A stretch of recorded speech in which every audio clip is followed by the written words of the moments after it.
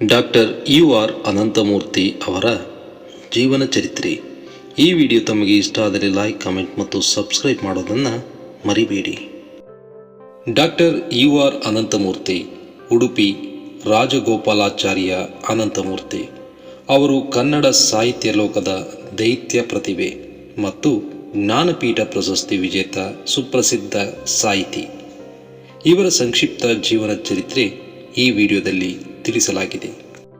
Doctor U.R.. Ananthamurthy ರವರು December 21, 1932 Shivamogga ಜಿಲ್ಲೆಯ ತೀರ್ಥಹಳ್ಳಿ ತಾಲೂಕಿನ ಮೇಳಿಗೆ ಗ್ರಾಮದಲ್ಲಿ ಜನಿಸಿದರು.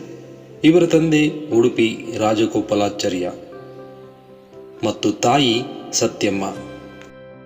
ತೀರ್ಥಹಳ್ಳಿಯಲ್ಲಿ ಆರಂಭಿಕ ಶಿಕ್ಷಣ ಮುಗಿಸಿದ ಇವರು ಮೈಸೂರು ವಿಶ್ವವಿದ್ಯಾಲಯದಲ್ಲಿ ಇಂಗ್ಲಿಷ್ ಸಾಹಿತ್ಯದಲ್ಲಿ MA ಪದವಿ ಪಡೆದರು.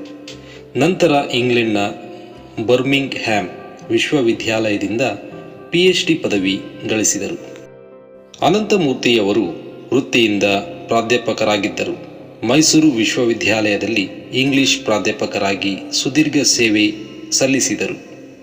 ನಂತರ ಕೇರಳದ ಕೊಟ್ಟಾಯಂನಲ್ಲಿರುವ ಮಹಾತ್ಮ ಗಾಂಧಿ ವಿಶ್ವವಿದ್ಯಾಲಯದ ಕುಲಪತಿಗಳಾಗಿಯೂ ಕಾರ್ಯನಿರ್ವಹಿಸಿದರು. ಅಲ್ಲದೆ ದೆಹಲಿಯ ಸಾಹಿತ್ಯ ಅಕಾಡೆಮಿಯ ಅಧ್ಯಕ್ಷರಾಗಿಯೂ ಸೇವೆ ಸಲ್ಲಿಸಿದ್ದಾರೆ.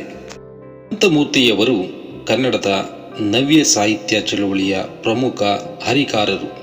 ಅವರ ಸಾಹಿತ್ಯವು ಸಮಾಜದ ಸಂಪ್ರದಾಯ, ನೈತಿಕತೆ ಮತ್ತು ಆಧುನಿಕತೆಯ ನಡುವಿನ ಸಂಘರ್ಷವನ್ನು ಎತ್ತಿ ತೋರಿಸುತ್ತದೆ. ಇವರ ಪ್ರಮುಖ ಕಾದಂಬರಿಗಳು ಸಂಸ್ಕಾರ, ಇದು ಅವರ ಅತ್ಯಂತ ಪ್ರಸಿದ್ಧ ಕಾದಂಬರಿ. ಇದು ಚಲನಚಿತ್ರವಾಗಿಯೂ ರಾಷ್ಟ್ರ ಪ್ರಶಸ್ತಿ ಪಡೆದಿದೆ. ಭಾರತೀಪುರ, ಅವಸ್ಥೆ, ಭವ. ಇವರ ಕಥಾ ಸಂಕಲನಗಳು ಎಂದೆಂದೂ ಮುಗಿಯದ ಕತೆ, ಮೌನಿ, ಆಕಾಶ ಮತ್ತು ಬೆಕ್ಕು, ವಿಮರ್ಶೆ ಮತ್ತು ಪ್ರಬಂಧಗಳು, ಪ್ರಜ್ಞೆ ಮತ್ತು ಪರಿಸರ, ಪೂರ್ವಾಪರ. ಅನಂತಮೂರ್ತಿಯವರ ಸಾಹಿತ್ಯ ಸೇವೆಗಾಗಿ ಭಾರತದ ಅತ್ಯುನ್ನತ ಪ್ರಶಸ್ತಿಗಳು ಲಭಿಸಿವೆ. ಕನ್ನಡಕ್ಕೆ 6ನೇ ಜ್ಞಾನಪೀಠ ಪ್ರಶಸ್ತಿಯನ್ನು 1994ರಲ್ಲಿ ತಂದುಕೊಟ್ಟವರು. ಭಾರತ ಸರ್ಕಾರದ ನಾಗರಿಕ ಪ್ರಶಸ್ತಿಯಾದ ಪದ್ಮಭೂಷಣ 1998ರಲ್ಲಿ ಲಭಿಸಿತು.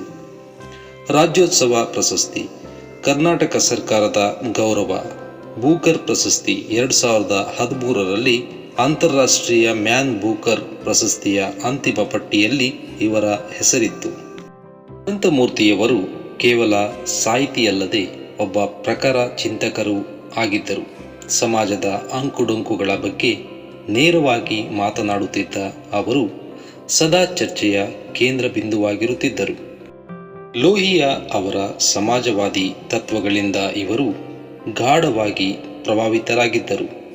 ಆಗಸ್ಟ್ 22, 2014ರಂದು ಬೆಂಗಳೂರಿನಲ್ಲಿ ನಿಧನರಾದರು. ಧನ್ಯವಾದಗಳು.